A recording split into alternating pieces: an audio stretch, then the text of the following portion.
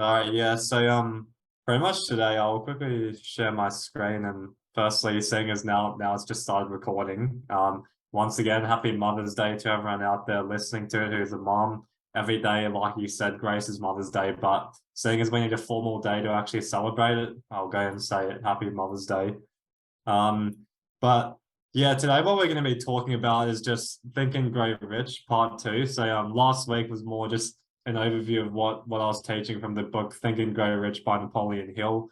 What I've decided to make this series because I've been thinking about it because seeing as I'm going to be presenting for the next 3 weeks or so in May, this is going to be basically just a week one was an overview, and then the next 3 weeks is just going to be diving into each of the different what's it called? Each of the different principles more in depth and more specifically like practical steps and different things the book covers, which I wasn't able to go through in an overview session.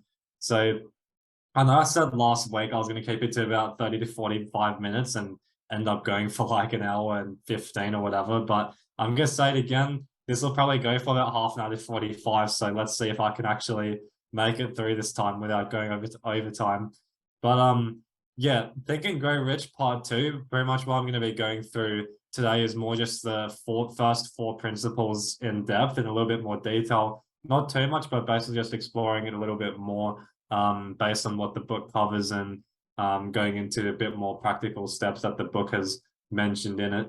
So next week, I'm going to be going through the next four. Week after will be the next 4, 5, probably 5, just because there's 13. So we're going to be going into 4 each week for this series. But before we get started, who wants to say the prayer of Yeshua, since we do that every week as kind of like a tradition? And don't all jump at once. How about you, William? I'll call upon you.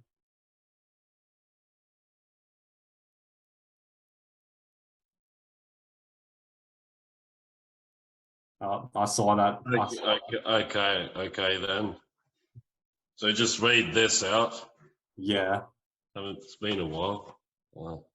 Yeah. O thou from whom the breath of life comes, who fills all realms of sound, light, and vibration, your light is experienced in my utmost holiest.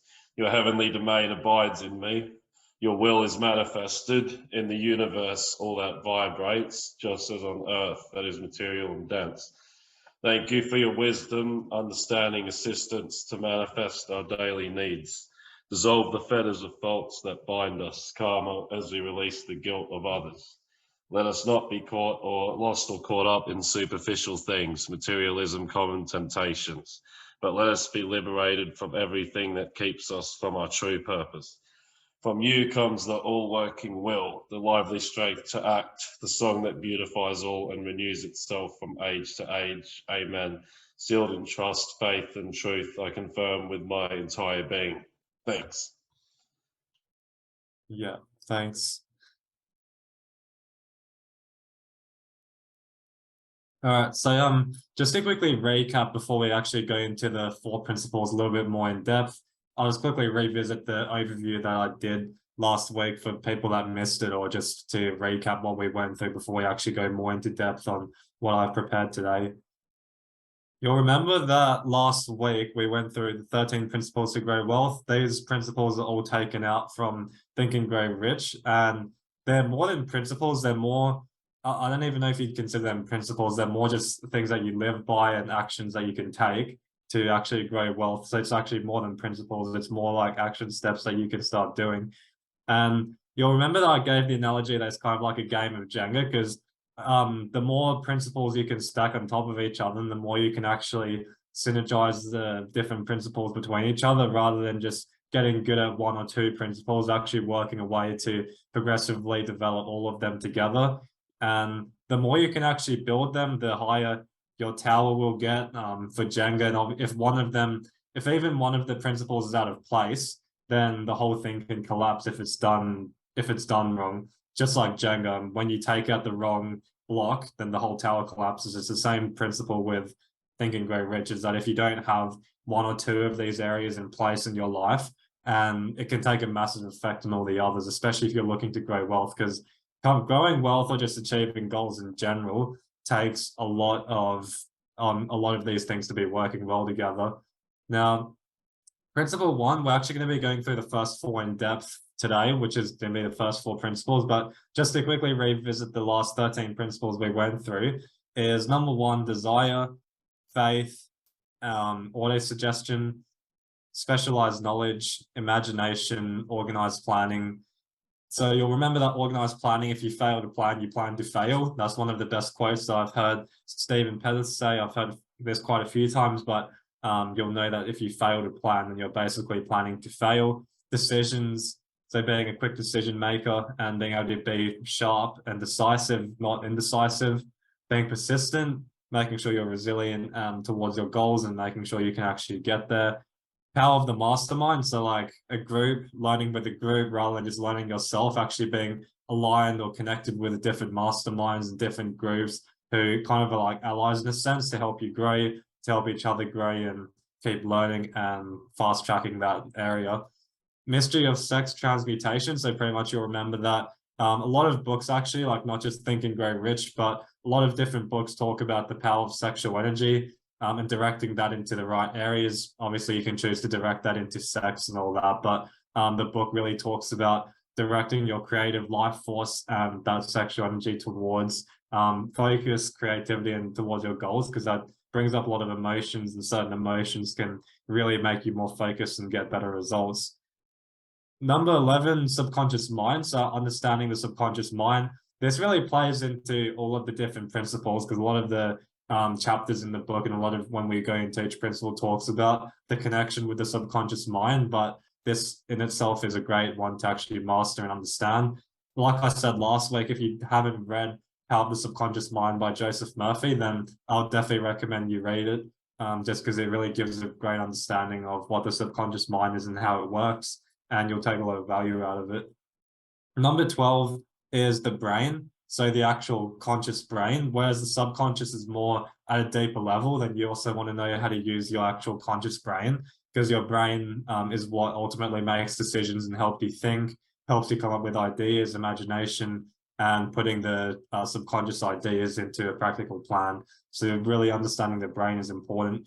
And then lastly is the sixth sense, which is basically your intuition, or once you have all of these other areas aligned, it actually talks about getting the other 12 principles aligned, because once you have developed all 12, then your intuition and your sixth sense will just come naturally to you. You'll naturally get gut instincts, you'll get different messages that you'll be able to clearly identify and hear, and then you'll be able to actually put that out into an action plan. Some people naturally have a stronger intuition, as you know, than others. Some people need to develop it more, but regardless, whether you're more naturally in that way or whether you're not, just working on the other 12 principles will give you a lot more of a sixth sense to work with. But what we're going to be going through today, as I said, is the first four principles, which are desire, faith, auto-suggestion, and can't remember the fourth one, but we'll get into that. So we'll go through these four, and then next week we'll go through the next four, and then last week of May we'll go through the last five. But principle one is desire. Last week, you'll remember that you would not have desire if you didn't feel you could achieve it. So whenever you're starting out, and I'm more going to talk, like when I talk about these, I'm more going to talk about from a financial sense, just because that's what the book is about.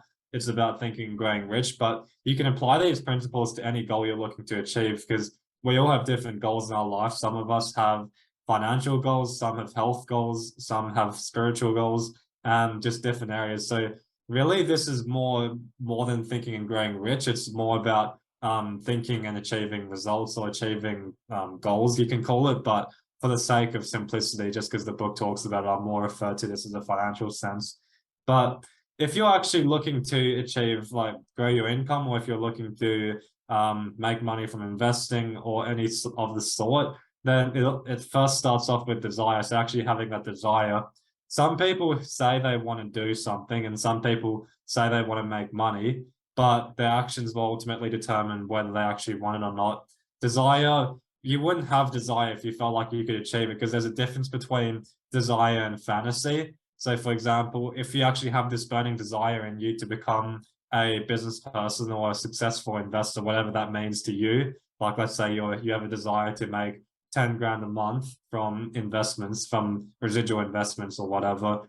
If that is burning inside of you, then the chances are you can probably achieve it. Because if you didn't feel you could achieve it, it would more feel like a dream or a fantasy. That's what this first principle refers to. Is like, if you do have that burning desire, then the fact is you probably feel you can achieve it. Whereas I'm sure you guys would know, just if you just think of different goals you have, you'll notice the difference between desire and just a dream. Because dreams are more like imagination or loose, like you imagine yourself being rich or something, but there's no real emotion to it. It's because you don't really believe you can do it. Like, let's say you're dreaming tomorrow about being on tropical island, sipping pinata, like margaritas or something. Or in Lauren's case, having naked models walking around you, waving the fan around you on a tropical island, like with millions of dollars next to you by tomorrow, then you can dream about that. And you'll probably notice there's not really much emotion in it. It's more just like a dream and imagination that you have just because it's a cool fantasy. Whereas, let's say you have a picture in your mind that next year you have a certain amount of money in your bank account, you're traveling somewhere. Like, let's say you're traveling to America or traveling across Europe. Who knows with these countries at this time in the world. But yeah, let's say you have that picture in your mind from a year from now, and you actually have these emotions, like strong emotions that you feel like you can do it, and you feel excited, you feel liberated, you feel different emotions, like which you don't feel when you're dreaming. Then those emotions are good indications that you can probably achieve it. That's why it's important to recognize, like principle one, recognize where desire is in your life, recognize the things that you actually feel emotions for, and then start building towards that. Because once you can identify that and identify what's a dream and then what's an actual desire, you can start following the rest of the principles, which we'll go through shortly. So yeah, as I just explained there, desire is an accurate picture of what you will one day become if you put in the work. And when you establish your desire more than anything else and keep building on it. And if you don't have it, you will not be motivated to act, and in return won't get wealthy. So yeah, basically what I was saying is that if you don't have a desire and it's more just a dream, then your actions will follow that and you won't really want to do it. Now, 6 steps to turn desire into money. This was some more, if you want to break it down into a more practical sense, like desire is not really something that can be structured, but they've given this structure here for you if you're looking to actually turn your desire into money. Because let's say you're looking to be an investor and you want to make 10 grand a month or something like that, then these are the steps to actually do that. So step one is be specific and definite, i.e. a fixed amount, not broad. Now, how many people do you hear when they're setting goals or when they're wanting to achieve certain results in their life and they just are extremely broad? Like, let's say, like a classic example with when it comes to finances, someone will just tell you, if you ask them, what's your goals? I want to be financially free. Well, what does financially free actually mean? Well, then they're like, don't know, just I don't really have to worry about money and I can just do whatever I want. That's what we'd consider broad. And your subconscious, the reason you don't want to be broad is because your subconscious mind picks up definite things that you give it. So if it's really broad, then it will kind of not really listen to it and it won't take it seriously just because there's no clear goal and there's no clear like outcome that you're looking to do.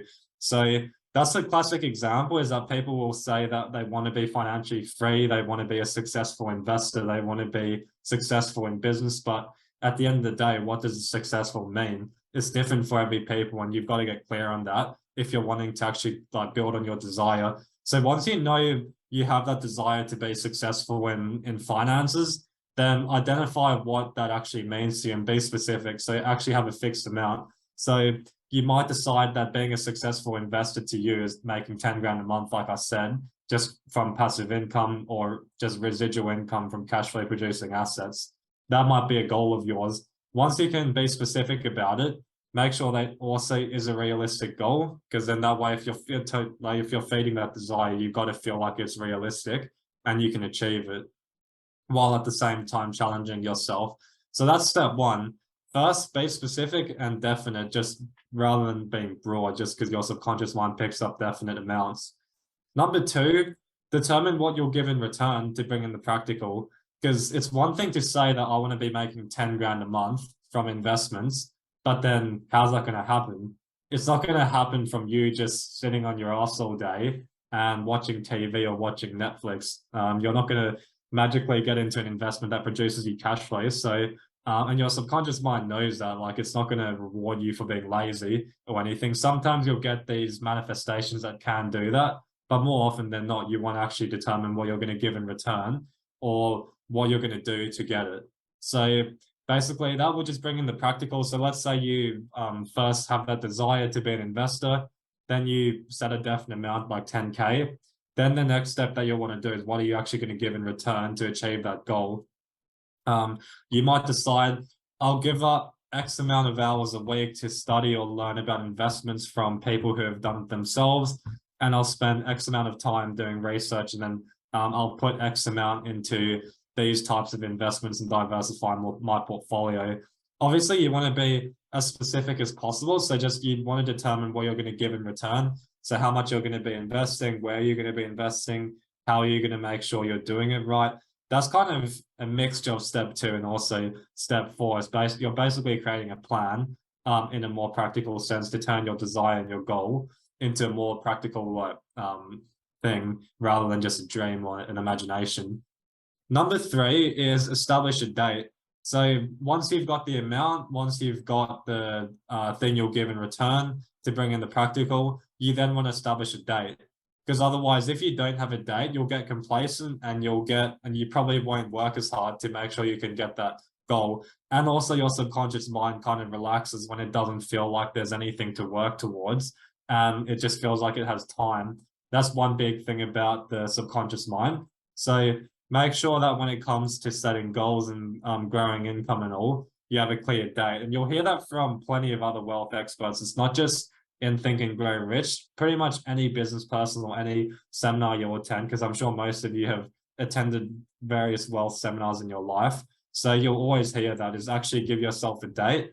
And that way it forces your subconscious mind and your brain to work harder towards that date. Obviously, you then also want to keep yourself accountable to it, not just set a date and just be like, well, yeah, if I reach it, I reach it. If I don't, I don't.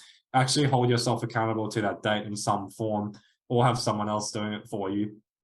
That way you can fast track it and whatnot. Because I'm sure you guys would know that whenever you're working on a project or whenever you're doing something, deadlines always, like, you realize that if you have a deadline on something, you'll pretty much always find a way to meet it. So especially when it comes to achieving success, you always want to make sure you find a way to do it.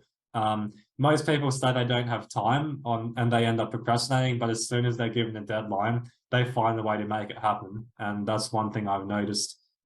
Next step, number 4, is create a plan. Basically, what I was saying on step 2 is what you do there, but you more actually create a more plan structured, like a roadmap. A plan doesn't have to be like a 48-page plan of how you're going to do it and every day what you're going to do to achieve it. You can do that if you want, but creating a plan should be as simple as possible, because growing wealth and achieving success, you'll hear plenty of people talk about that it should be a simple process, but a lot of people just overcomplicate it. So to give an example of what I mean by how you can potentially create a plan, Stephen Pettit talks about the way he personally does his plans in his businesses is that he more does a 1-page summary plan where he just has a roadmap of different events that he wants to achieve within a certain time frame. So let's say that your goal is 10K in investments per month. You might have a 4-stage or 3-stage timeline roadmap that says, like, let's say on 1 page, literally just 1 page, it doesn't have to be 50 pages or something, where your first goal is within X amount of time, like let's say within 3 months from now, I want to have my first investment, which is producing me 1K a week, something like that.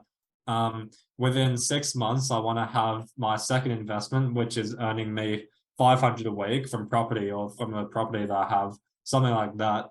Then next one is within 9 months, I have this in place. Within 12 months, I have this, and whatnot. So then that way, when you have it all written out and you have a plan with time frames, you can see that it really is turning your desire into money. And obviously on the assumption that you're actioning that plan and you don't just draw it out for fun.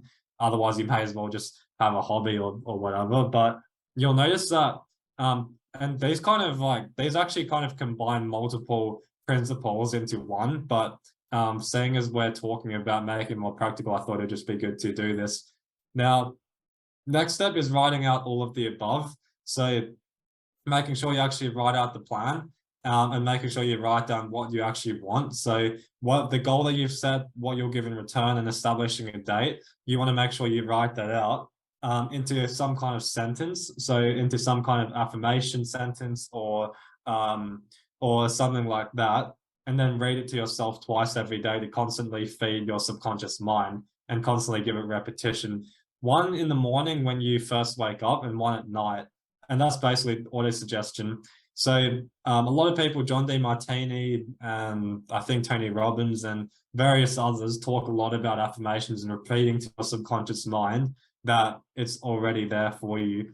The important thing as well is why I was also talking about having a realistic goal is because when it comes to the subconscious mind and thinking and growing rich, you've got to be able to see, feel, and believe yourself already in the possession of money. So you've actually got to feel it whenever you're doing some kind of manifestation or some kind of auto-suggestion like affirmations, you've got to actually feel it, believe it, and see it. You can't just like tell yourself feeling numb. You can't just tell yourself, yeah, I'm going to be like making 10 grand a month in a year from now, and just kind of say it like that, like a robot where you don't have any emotions to it.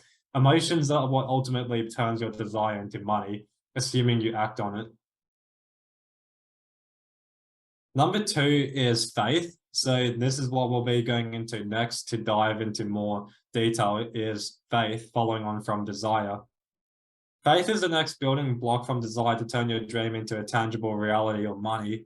Now, by imagining a mental image of yourself already having accomplished your main desire over and over again, you'll create the faith you need and believe it's possible to do so.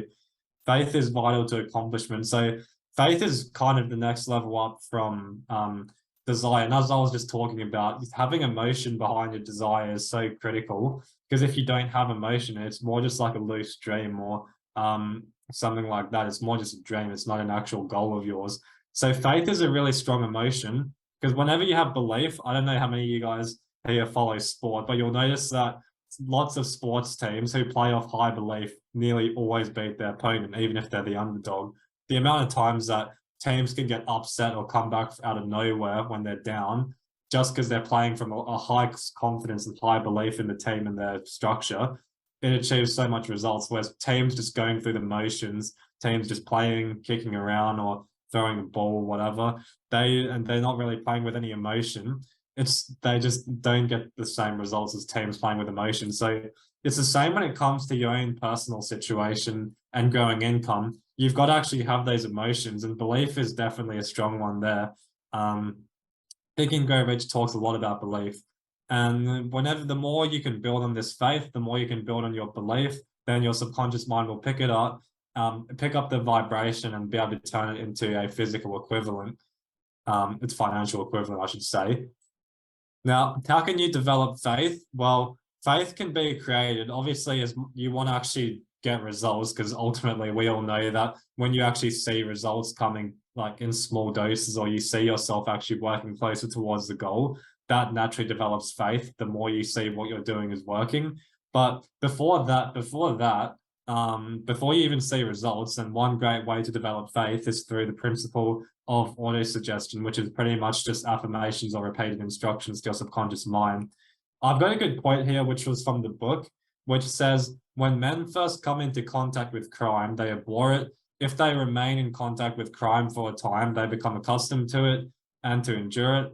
If they remain in contact with it long enough, they finally embrace it and become influenced by it. So that's more giving an example from the negative end, you can call it.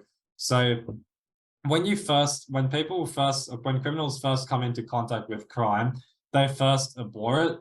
Then if they remain in contact with it for a time, they just become used to it. They don't really have much emotion to it, and they just become like prone. They're just used to it now, and they endure it. If it's long enough, they finally embrace it, and they embrace that's who they are. That's what they're doing, and that influences them to keep going out and doing it and making the same decisions over and over again.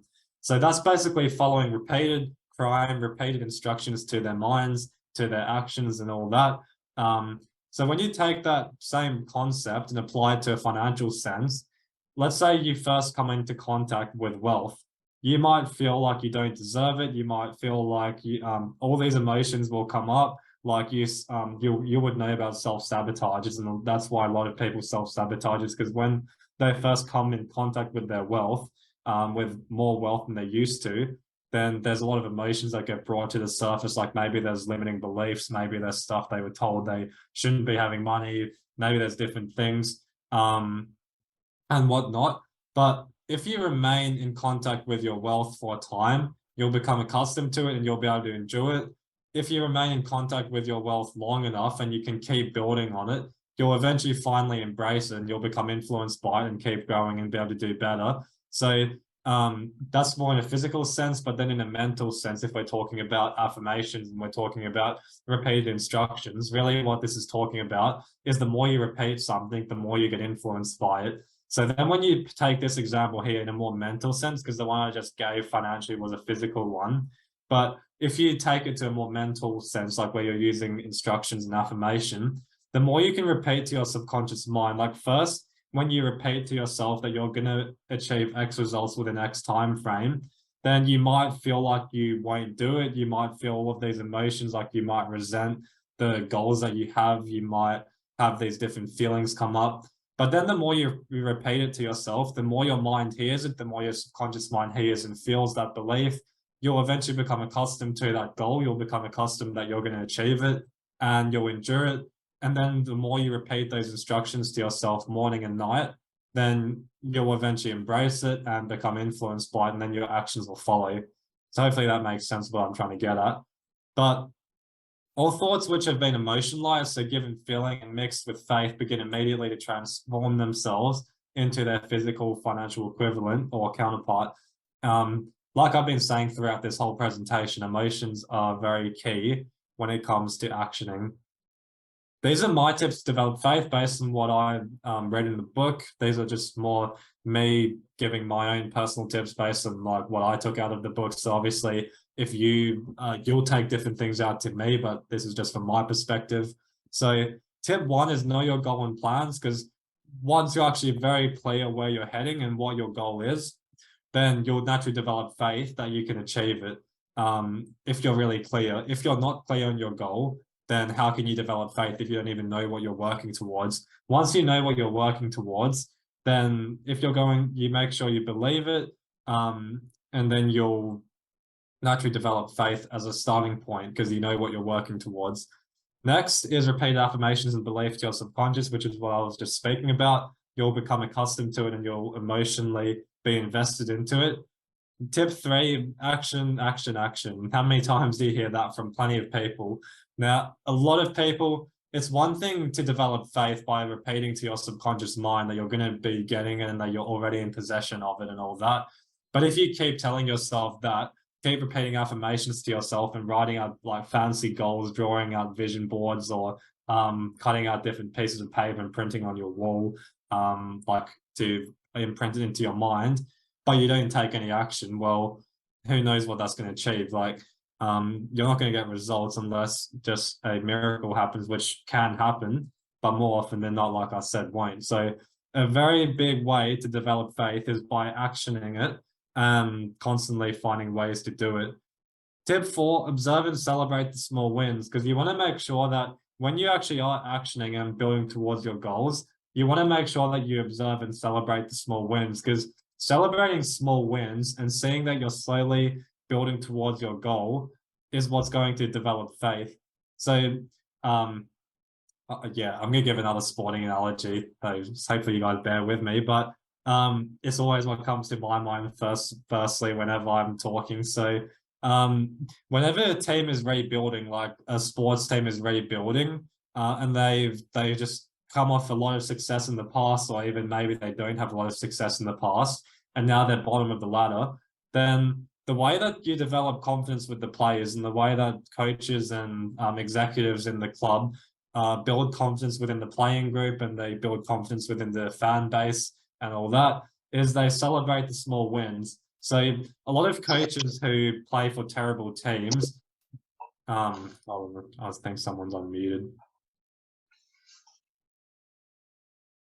Yeah, so whenever you'll hear a lot of coaches that who are coaching bad teams who are on a rebuild, they'll just tell the players to focus on winning one quarter. So if you can just win one quarter of the whole game, then let's celebrate that win. Because last week we didn't win any quarters, but this week let's focus on winning just the first quarter, the second quarter. Once you win that, you celebrate. Even if you're down by like 50 points and then you kick the next 3 goals or something to fight back a little bit, then you celebrate those as a sports team and say that we're heading in the right path because now the system that we've built in our defense or something is kind of developing, and they celebrate those small wins. And just celebrating small wins will give you a lot more confidence and belief that you're actually building towards it.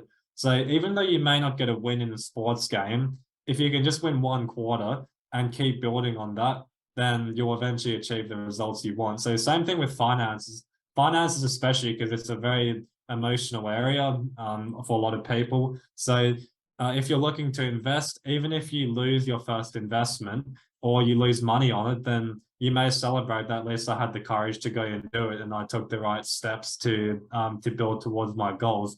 Then obviously learn from it, because if you lose your investment, don't just say, yeah, I'm happy I went in, and then just go and invest into another terrible one. But just learn from it, like celebrate that you actually had courage to go and do it if you've never done it before, and then learn from it. Say, where did you go wrong? And then take those same learnings and then use it to go into your next investment.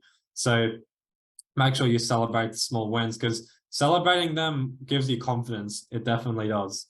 And then tip 5 is reward yourself for reaching milestones. The reason I've put that in there is because it trains your subconscious mind that when it does good things and when it gets good results for you, it gets rewarded. You're basically bribing your subconscious mind to keep giving you rewards, is what I'm getting at. So you're basically training your subconscious mind that every time it does good for you, then you get rewarded. That's why I've put that in there, because you'll develop faith and you'll keep getting better results if you've trained your subconscious mind to keep doing that. Principle 3 is auto-suggestion. So auto-suggestion is one I've been repeating throughout the day, but through repeated auto-suggestion, faith can be built as the subconscious mind puts it to work for you. The subconscious mind accepts it as a fact and begins to devise ways of bringing it about. This is where gut feelings come from, sudden flashes of thought, intuition, inspirational guidance.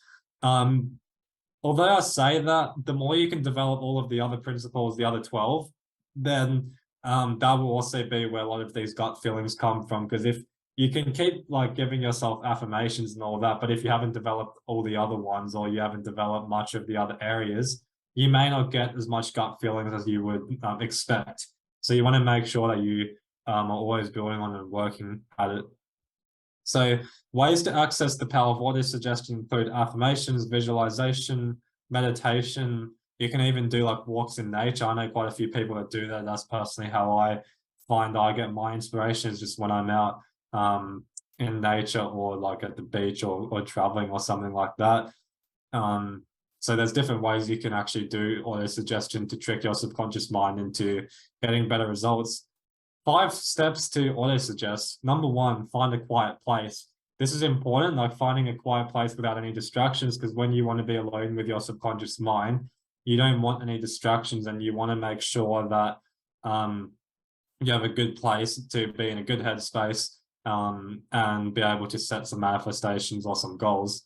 Number 2, repeat a specific goal to your subconscious. So following on from what I was saying with desire and faith, then once you've established a specific goal, make sure you repeat it to your subconscious mind twice a day, morning and night. This is what the book suggests. You can choose whether you want to follow that or not, whether just once a day works better for you, whether even possibly more works better for you. Kind of suit yourself, but this is just from the book. So you want to make sure it's when you're in a good headspace. The reason it actually suggests to do when you first wake up and just before you go to bed is because I think most of you guys here would know about the theta, beta brainwaves and alpha brainwave. So the more you can get into a deeper brain state and set your manifestations, that's the best time to do it. And you'll get better results that way when you're in a deeper brain state. And that's why ideally when you first wake up or when you're just going to bed, because you'll naturally be in that brain state. Number four, once you constantly repeat specific goals to your subconscious, I haven't actually got it in there, but I'm going to do let go and listen to your intuition, because some people I know who try to manifest, they're kind of expecting this and waiting for a sudden message to come to them or a sudden like feeling of inspiration and all that. They're just expecting it to happen and kind of holding on to it, and they're trying to make up anything to that they're learning from. The best thing to do is like obviously you should like to some degree expect it, because then that way you're training your mind and your intuition to attract that. But at the same time, you want to let go of it. That way, and it's easier said than done, but you want to let go and leave your intuition to come up with messages rather than trying to anxiously await for it. Because if you're anxiously waiting for a message to come to you, your brain will probably just make one up just to feel like you've got a message. So you want to let go and just let your intuition guide you. Like I said, that can be harder, like easier said than done, especially if you're more analytical. You think a lot, so it's just something that you work on, and letting go and just trusting that a message will come, and then just hearing it when it does come.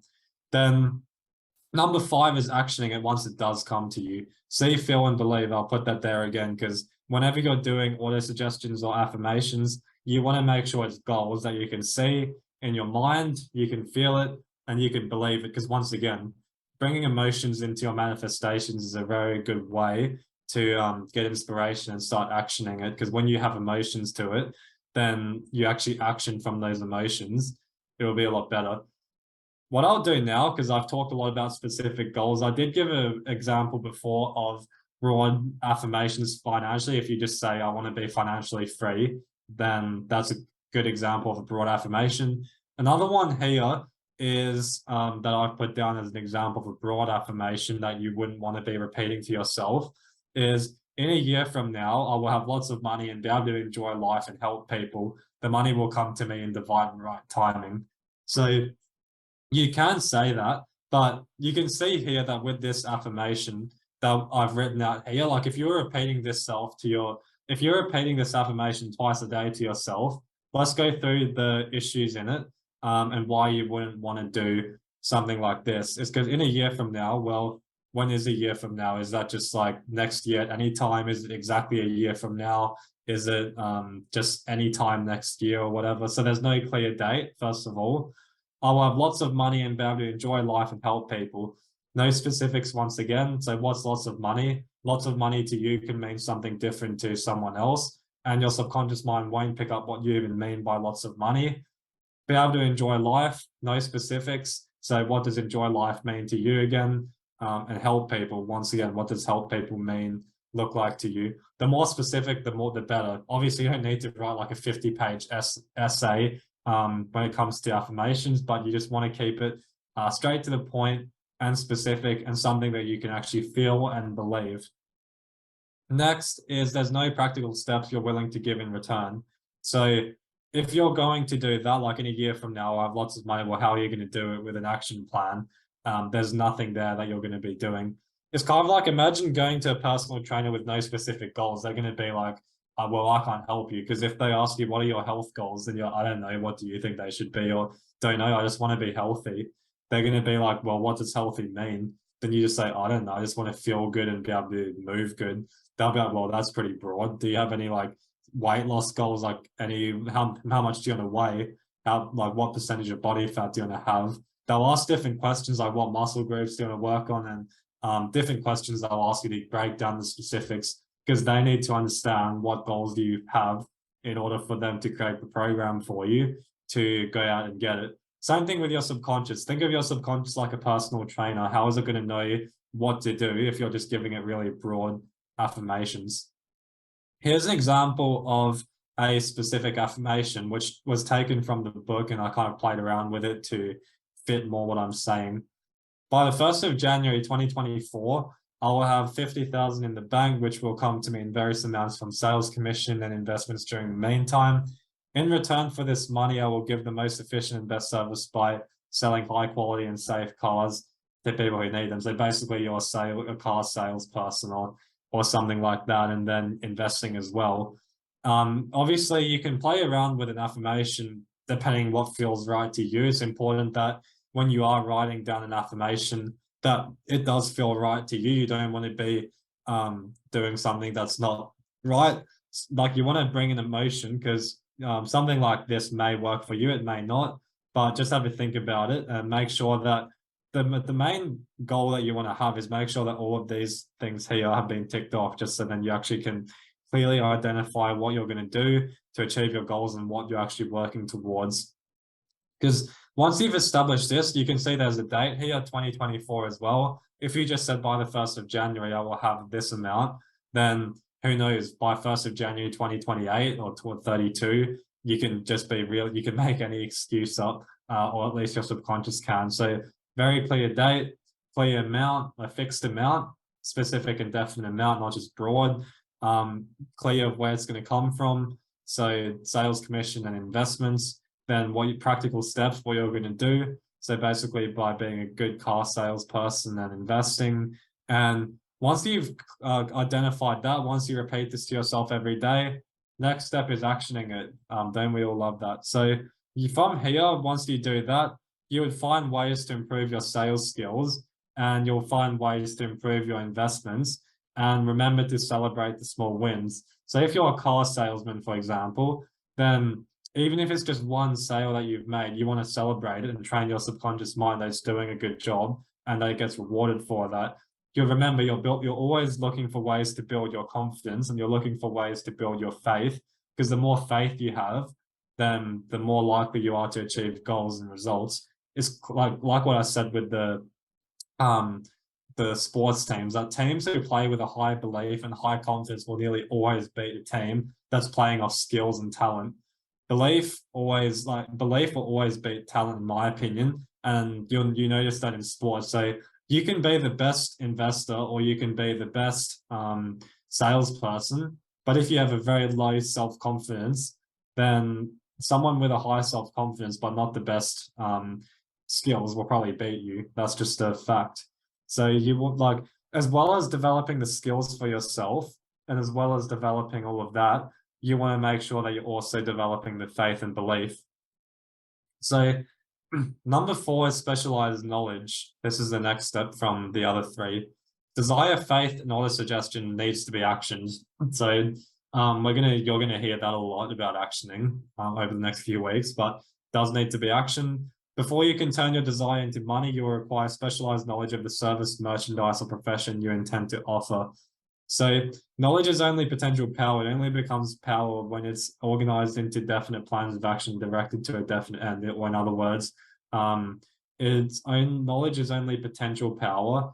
It only becomes power when you're turning it into a plan of action and then you're giving it a deadline or target date when you're going to have it done by, and then you go out and achieve it. There's 2 types of knowledge, general and specific. General is good if you're managing others. So for example, depending on what you're looking to do, what goals you have financially, then you want to work that out, whether general is needed for you or specific. This book, Think and Grow Rich, talks more that you should be focusing on specific knowledge, because if you're looking to achieve high results in a specific area of finances, so for example, let's say you're looking to become successful in sales, well, then you want to be focusing on specific and specialized knowledge of sales, not just general sales knowledge, because specific knowledge is what will give you more confidence, give you more faith that you can go out and actually do it when you know it, and will give you more credibility. So specific knowledge and seeking that specialized knowledge from someone who's great in the area is really important. The only time you would seek general knowledge, for those of you that have read Rich Dad, Poor Dad, you would probably remember that general knowledge is really important. Robert Kiyosaki's Rich Dad talked about being a generalist, not a specialist. So there's 2 ways to look at this. But if you're looking to be successful in business, then you want to have specialized knowledge in business and running a successful, profitable business. But then you want to have general knowledge in all of the different compartments or departments in a business. You don't need specific knowledge in each department. You just need a general one. And for those that run businesses, you know what I mean. Whereas if you're actually doing the work yourself, you'll need to seek out specific ones. Now, remember, knowledge will not attract money unless it is organized through practical action steps. There's no secret to that. How many people do you guys know that attend seminars, they read the books, they tell you every week how they read this new book, they listen to this new mentor, they attended this seminar and all that, but they didn't action it, and they still have the same results as when you knew them 5 years ago. Some people are just addicted to education, but then actioning it, they don't do. So you don't want to be one of those people. You want to seek out specialized knowledge and then turn that knowledge into action. Ways to acquire knowledge. There's plenty of ways that you can acquire knowledge, but I've just kept it to 5 to keep it simple. Is number one, probably one of the best ways, to be honest. Like you'll learn the quickest through this way is through your own experience, but you obviously can make quite drastic mistakes if you're not having a mentor. But you would know that through your own life experience, those are the quickest ways to really teach you lessons. And you'll learn that much harder and much quicker than through a mentor, because you'll actually feel it. You'll go through it yourself. You'll feel the emotions and the whole experience, and you'll learn from it. So that's definitely one way to acquire knowledge, is through your own experience, trial and error, and whatnot. Number two, education through cooperation with others. So like group mentoring is, in other words, is like whether that's school or masterminds, especially. So think tanks, small groups and whatnot. That's a great way, like small networking groups and different things like that, masterminds. That's another good way to acquire knowledge. It's just learning with other people. Number three is college, uni, and TAFE. Different like education places is college, university, and TAFE, because there's plenty of areas you can learn individually. That kind of combines individual learning with group learning. So if that you're more inclined that way and you're more looking for academic learning, more theoretical learning, then college, uni, and TAFE are some good ones. You would know though, a lot of people who teach in colleges and universities are more academically and theoretically smart. Whether they're life smart and street smart is another question, but that's up to you if you want to acquire knowledge that way. Number four is books, podcasts, and documentaries. There's plenty of things out there, especially in Google and online, now that the world is online now. There's heaps of information out there in books, podcasts, online websites, documentaries, and whatnot. It's just a matter of finding the right people to teach in the area. So depending what goal you have for yourself financially, you want to find the right experts who give education on that. Number five, coaches and mentors. So getting one-on-one learning. That's another great way to acquire knowledge, is actually getting one-on-one learning directly with a mentor or coach who has achieved success in the specific area you're looking to achieve success in yourself. So when it comes to acquiring knowledge, the action step that I'll give is set time aside every day to learn more about your specialty. If it's investing, set time aside every day to do it. Even if it's not just researching, there's plenty of ways that you can learn more about something. Either you just literally read an article on it, either you watch a video on it, documentary, a book, reading a book on it. Even if you just have a look, like in investments, looking at the charts, and obviously it'd be better if you learn from someone who understands it. But if you kind of just play around with things, and if you're not going into it financially and you're not putting money into it, at least have a look at it and understand how the charts are moving, the trends, and seeing if you can spot it. And eventually then actually putting money into it, because the best way you're going to learn how to invest is by actually putting money into it, because you'll feel it a lot more.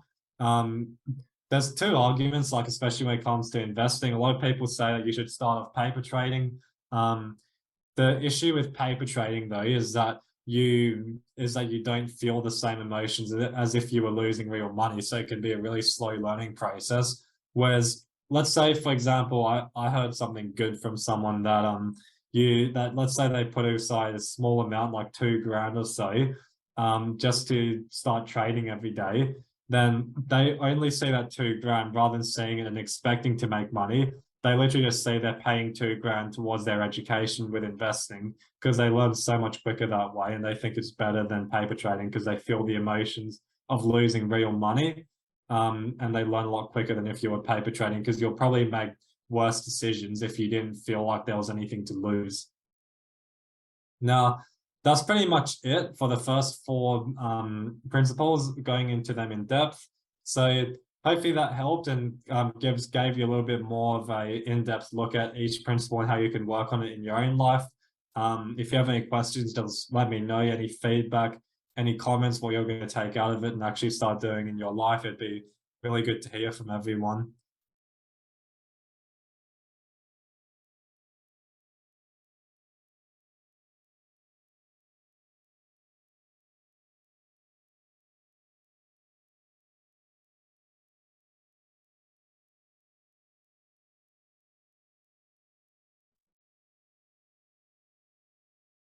Hi, Edward. Can I just make a comment?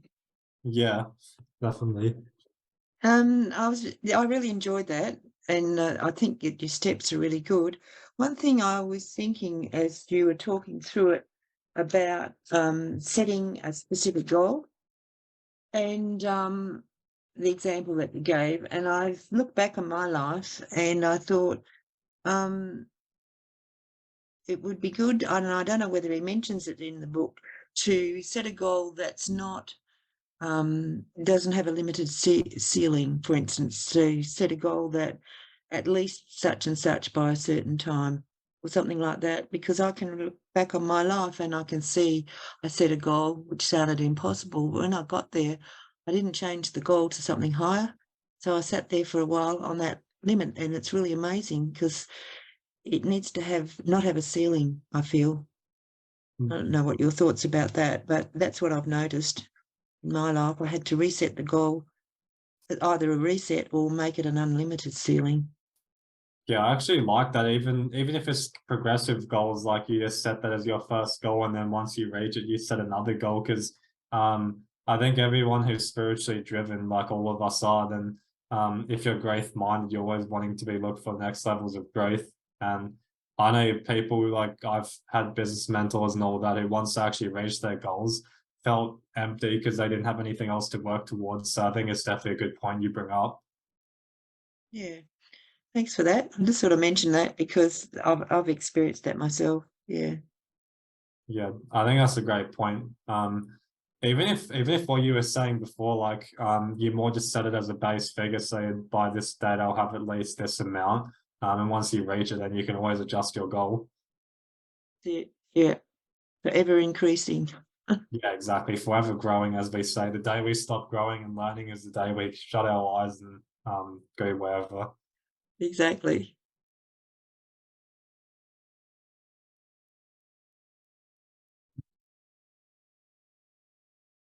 So anyone else have any questions or comments or things you want to share?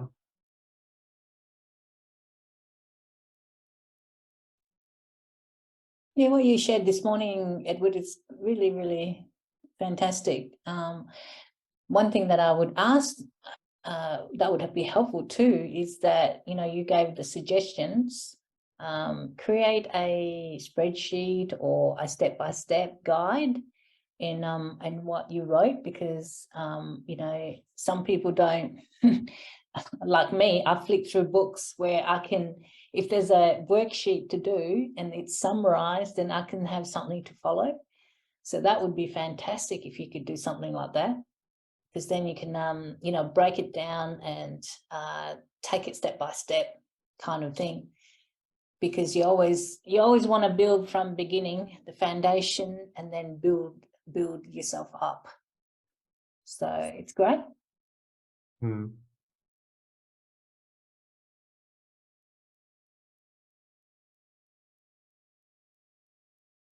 So the actions I will take, I actually like what you wrote, that 50,000 one, Edward. So I've got my own personal one to beat Edward in sales. Okay, well that'll be a challenge for you. I did say to set realistic goals, didn't I?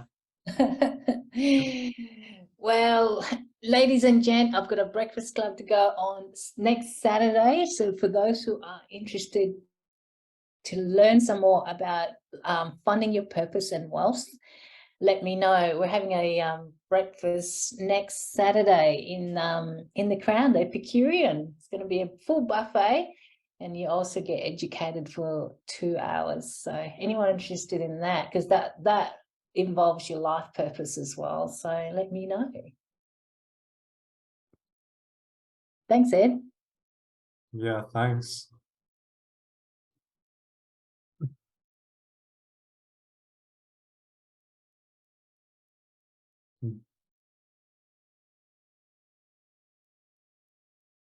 Well, if no one else has anything to share, then I'll let you finish it up, like what we were saying last week. I'll let you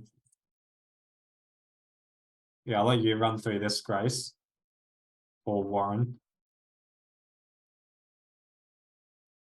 Or in the words of Warren last week, if you want to give all your money, then these are the details to tithe. As you know, tithing to spiritual work is one of those universal laws. So those are the details, but I'll let someone else finish it off from here. All right, I'll finish it off, Edward. All right. I know that most of you donate anyway. So for those who are listening and your heart is prompted to donate to City Awakening, so as you know, 100% of the money, if you donate to the children in Bali, the orphanage, so all the money that you donate will go straight to the orphanage in Bali that we're joint ventures with Peter, the Vedic astrologer. Other than that, what we're looking to for City Awakening is that to continue to pay moving forward. Really want to create this community, especially with what's happening now. Miko wrote down the agenda 2030. So if we can create together, you know, what we want to build as a alternative, all the funds will go to that. So, but anyway, thanks for those who are donating and tithing to the work that we do. Thank you very much, and we'll end it there, Ed. Yeah, thanks everyone. Thanks for the feedback and all, and look forward to next week where we'll be going through the next 4 principles of Think and Grow Rich. So enjoy the rest of your day. Those that celebrate Mother's Day, enjoy the family time. I'll be heading off for lunch, so can't wait for the food. And really? Yeah. I'm there in spirit, Edward, and you're shouting me, right? Something like that, yeah. Well, yeah, thanks again, guys, and look forward to seeing you next week. Okay.